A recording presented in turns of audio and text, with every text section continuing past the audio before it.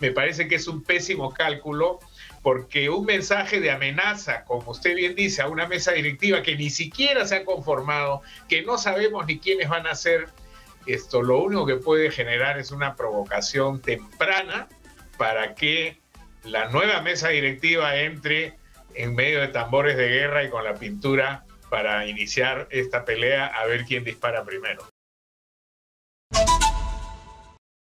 Nosotros estamos en un enlace vía Zoom con el ex procurador anticorrupción José Ugaz. Bienvenido, ex procurador, a Exitosa. Buenas tardes, Karina, ¿cómo está? Buenas tardes, ¿cómo está? Antes de entrar de lleno a las 5 investigaciones que ya todos conocemos, es por el Puente Tarata, las Fuerzas Armadas, Petroperú, el plagio de su tesis y por no poner información completa, o mejor dicho, poner información falsa en su declaración jurada ante el Jurado Nacional de Elecciones. Yo le quería preguntar sobre algo que él dijo ayer aquí en Exitosa y le vamos a poner el extracto, ¿no? Algo que dijo el ministro de Justicia para tener su repercusión, porque me parece en realidad un poco complejo y quiero saber qué es lo que usted piensa. El ministro de Justicia no descarta recomendar al presidente un eventual cierre del Congreso. Confío en que en la nueva mesa directiva genere líneas de consenso. De lo contrario, se evaluará en su momento el cierre del Congreso, se evaluará en su momento el cierre del Congreso, ¿no? Entonces, acá tenemos un extracto de las declaraciones y quisiera que usted las escuche.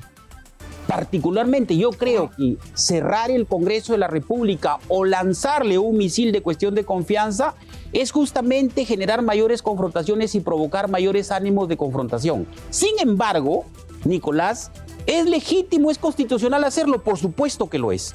Por supuesto que lo es. Por eso te digo, yo confío en que en la recomposición de la mesa directiva se tengan miembros de esa mesa directiva que puedan generar líneas de consenso, que puedan dialogar, que puedan agendar un proyecto de gobierno conjunto entre Ejecutivo y Legislativo. De lo contrario, se evaluará en su momento, porque también te lo digo, no descartamos esa posibilidad. Muy bien. Entonces, ex procurador, ¿cómo se toma esto? Es decir, antes de que se conforme una mesa, todavía no tenemos los candidatos claros, están en conversaciones. ¿Un ministro puede presionar de esa manera? Es decir, no descarta el cierre del Congreso.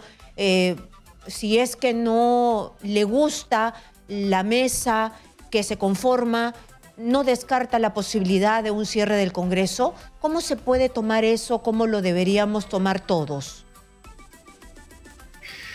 Karina, en primer lugar, es curioso escuchar a un ministro de Justicia hablar de la constitucionalidad de una medida cuando él mismo ha propuesto una medida inconstitucional, que es la de este proyecto de ley para sancionar a quienes filtrarían información referida a las colaboraciones eficaces, que claramente es un proyecto de ley que atenta contra el derecho a la libertad de información, que a su vez comprende el derecho de todos los ciudadanos a estar debidamente informados. Entonces, no parece ser el personaje más calificado para hablar de constitucionalidad de normas en este momento el señor ministro de Justicia. Por otro lado, me parece que esa expresión que ha dado en la radio de ustedes el día de ayer es producto del temor. Están al borde del abismo. El gobierno no tiene más espacio, está absolutamente aislado y en una situación en la que el Ministerio Público ha venido avanzando con investigaciones que lo único que hacen es aportar evidencia tras evidencia tras evidencia. Entonces, esto me hace acordar aquellas imágenes de los antiguos western, ¿no? Las cabolladas, donde dos personas se citaban a duelo a ver quién disparaba primero, y ahora parece que el ministro cree que lanzando una amenaza de esta naturaleza puede evitar la caída del presidente, sea por adelanto de elecciones, vacancia, inhabilitación, todas las fórmulas que hoy día se están evaluando desde los distintos frentes políticos. En todo caso, me parece que es un pésimo cálculo, porque un mensaje de amenaza, como usted bien dice, a una mesa directiva que ni siquiera se ha conformado, que no sabemos ni quiénes van a ser, esto lo único que puede generar es una provocación temprana para que la nueva mesa directiva entre en medio de tambores de guerra y con la pintura para iniciar esta pelea a ver quién dispara primero. Ajá, y además sí es un poco inmiscuirse, ¿no? Se supone que son poderes separados, que por más que estén en guerra, siempre hemos visto más o menos que tratan de guardar las formas, y no así las amenazas tan veladas que se han visto en este gobierno.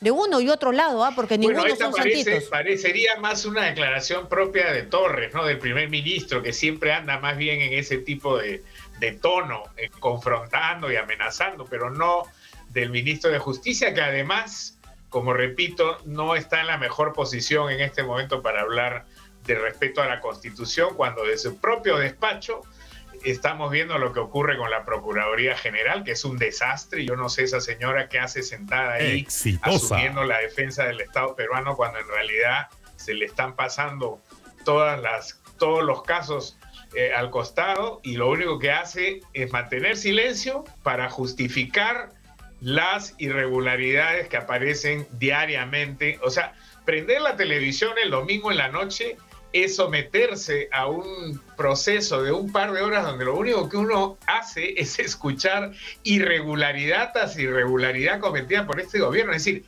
o no se dan cuenta y realmente, volvemos a una de las teorías que conversé con usted la última vez, hay una desconexión con la realidad, o hay una persistencia que ya, digamos, raya con el avesamiento delincuencial. Ayer nos hemos enterado que el ministro de Produce tiene al hijo de su hermana ganando una cantidad muy importante de dinero, y hoy día dice que no sabía, cuando hay una foto de él con el sobrino en un evento público, con el sobrino ejerciendo el cargo que le había regalado en Ica. Entonces, yo insisto que aquí lo que se ve es una cultura tribal, ¿no es cierto? El presidente Castillo y su grupo político, que ya ni siquiera creo que incluye a Perú Libre, pero podría estar, porque creo que Perú Libre pertenece a esa misma cultura, son como una tribu que ha estado mirando, ¿no? Como ocurre en los países del África, lo que otras tribus han venido haciendo históricamente cuando han tenido el poder, y ahora dicen, es nuestro turno de comer.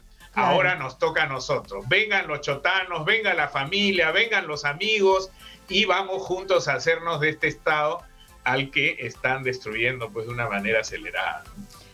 ¿Cómo ve este primer año de gobierno, más allá de lo que todos hemos visto y como usted lo acaba de describir muy bien, pero en el ámbito ya fiscal, ¿no?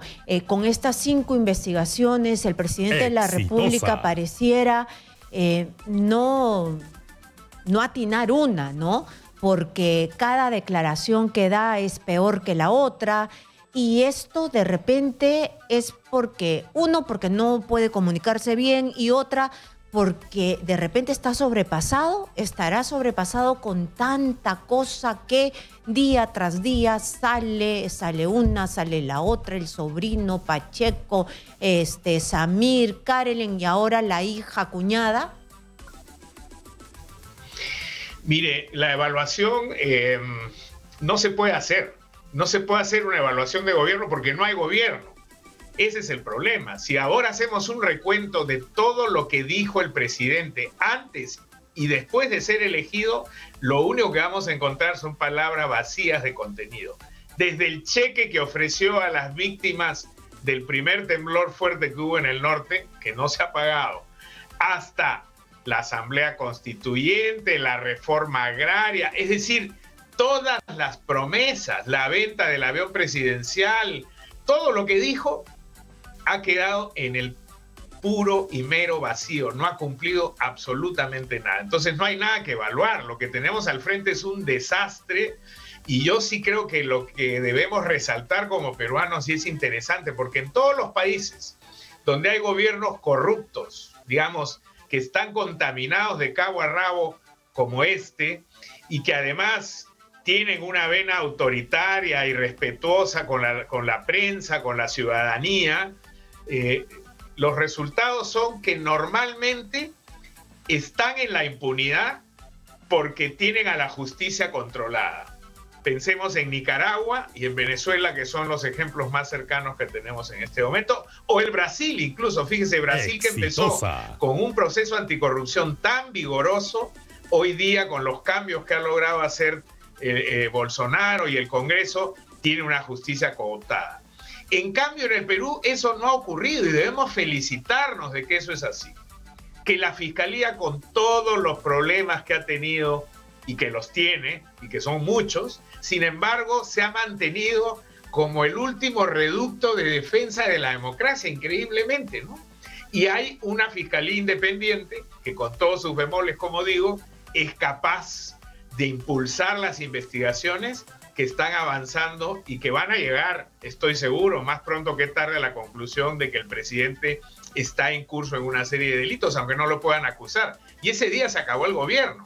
Entonces hay que felicitarnos de que tenemos un margen en la que la Fiscalía se está convirtiendo en el último defensor de este Estado, que están queriendo desmantelar a la velocidad máxima para poder defender lo que ha sido una conquista de los procesos democráticos que hemos tenido desde el año 1980 hasta la fecha. Pero ahí está el problema, ¿no? Lo que usted me narra. La prensa hace su chamba, todos los domingos hay destapes, toda la semana hay programas que exponemos esos destapes y hacemos lo que podemos para que la población esté enterada de lo que sucede, de cada movimiento, de la justicia, pero la justicia tiene un límite, que usted lo acaba de decir, que es que no se le puede acusar al presidente de la República. Tiene cinco investigaciones en marcha. Y aquí hay una pata coja, que es el Congreso de la República, que no ha hecho su trabajo y no lo va a hacer. Exitosa. Es correcto, pero fíjese que el Congreso, como ya lo ha demostrado la historia con congresos, claro, este es el peor que hemos tenido, pero con congresos igual, no igual de malos, pero casi tan malos como este, es que todo tiene un límite. La presión pública genera también reacciones. Hemos visto cómo los congresos en los últimos tiempos avanzan con propuestas absolutamente descabelladas y absurdas, y cuando hay una reacción ciudadana retroceden, ¿no? Ha pasado en estos días con lo del baño, ¿no? El famoso baño neutro. Sí. Van por esta salida absurda, ridícula, de sostener primero que eso es un tratado, cosa que un científico como el que propuso esto no tiene ni idea de si es un tratado o no, y después decir que eso introduce para siempre la ideología de género en el Perú.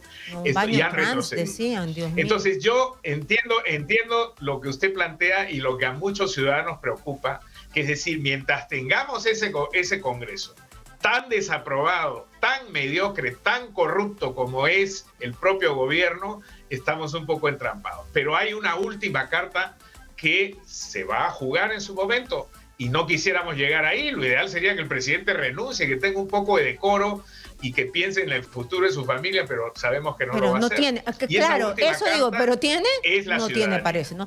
Bueno, es la ciudadanía, pero ahora viene la otra pregunta, ¿no? ¿Qué tenemos?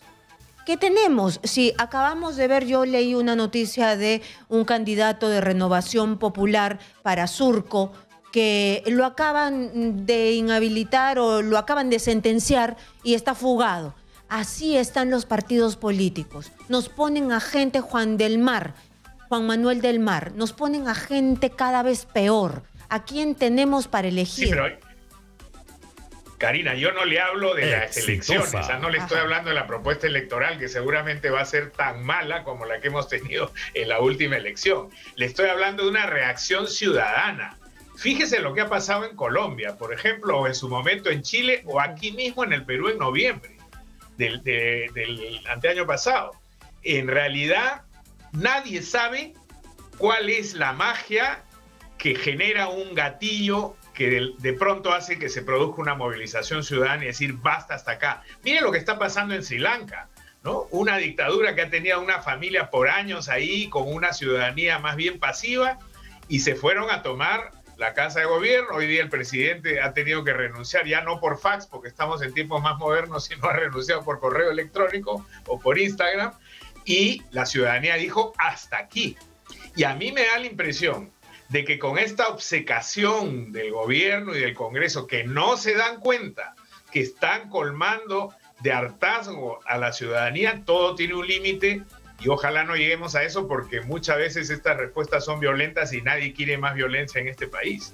Pero entonces, que no nos cierren todas las puertas, porque al final eso genera consecuencias. Entonces, como una olla de presión. Su salida sería renuncia del presidente, que está por verse, si quiere, si no quiere, si lo dejan, de repente tiene ahí vocecitas que le dicen que no, y entonces no elecciones rápidamente porque no hay cómo, no hay cuadros, para usted sí hay cuadros, pero tendría que asumir alguien. ¿Quién? Si la vicepresidenta está ya más para afuera que para adentro, tendría que asumir alguien del Congreso. Bueno, la sucesión constitucional es lo que corresponde, pero ya tendríamos claro. Bueno, primero, como le he dicho hace un momento, yo no creo que Castillo vaya a renunciar. Estoy convencido que no va a renunciar. Si fuera una persona con 2 dedos de frente y un poco de visión histórica y responsabilidad, lo haría, pero lo que ha demostrado es ser un gran irresponsable y una persona desconectada con la realidad. Entonces, yo creo que esa hay que descartarla. La otra es que el Congreso asuma su responsabilidad histórica y, más allá de estar pensando en su sueldo, digan, ¿saben qué? Este país no da para más y tenemos que buscar una salida. Si eso ocurriera, ahora están barajando la posibilidad de la inhabilitación, que requiere muchos menos votos que una vacancia y que podría efectivamente, con partidos más responsables, pensar en el Perú y no en su bolsillo. Y si eso no ocurre, la que yo veo como situación que se viene es una salida de protesta pública, ciudadana, diciendo, bueno, hasta aquí. Mire usted lo que está pasando ahorita mismo con el agro, no va a llegar la URA en tiempo adecuado, lo que está pasando con el transporte, lo que está pasando con el precio de la comida, las ollas comunes que hasta ahora no reciben su reglamento. Esta indolencia de un gobierno que dijo que era el gobierno del pueblo y que iba a gobernar para los pobres, tiene a las pobres amas de casa de las ollas comunes yendo a mendigar a los mercados porque no les están dando las provisiones que necesitan para sostener a las comunidades que abastecen. Es decir, hay, como insisto, una ceguera frente a un país que está en una situación sumamente crítica y que puede convulsionar en cualquier momento. Muy bien, muchísimas gracias por darnos su perspectiva de los hechos.